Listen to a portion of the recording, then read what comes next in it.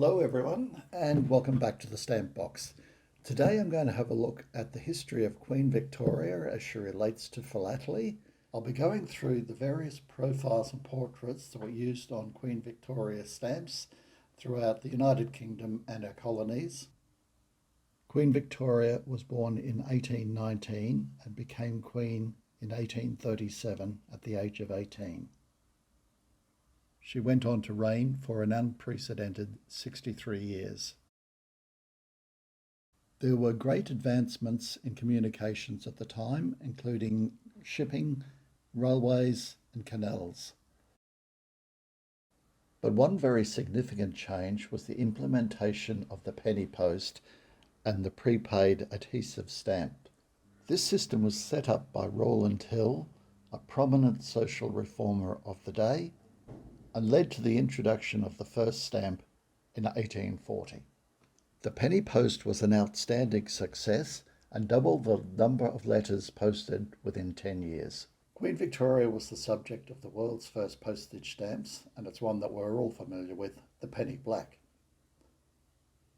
The design was based on a bas-relief sculpture by William Wyon and had been previously used on some British medals. The die used on the penny black was the only one used throughout Great Britain during her reign. While the Queen's profile was the only one used in Great Britain at that time, it wasn't the same situation in the British colonies.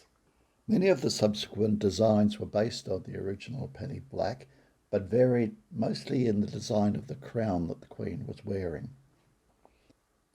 There was also one series, largely used throughout the Australian colonies, where the Queen was wearing a wreath of laurels, and these tend to be called the laureates now. One thing I did not know until I was researching this video is that there are some right-facing portraits of Queen Victoria. Most of them were left-facing, but unlike coins, there's no hard and fast rule as to which way the monarch faces. There's another major design that was used throughout the empire, and that's called the Chellen stamps, sometimes called the Chellen heads.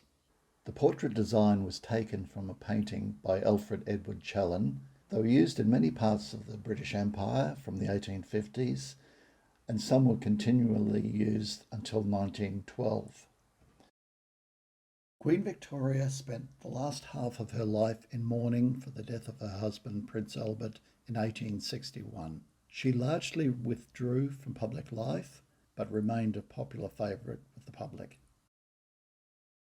In the later years of her reign, but only within the colonies, the portrait changed to a much older woman.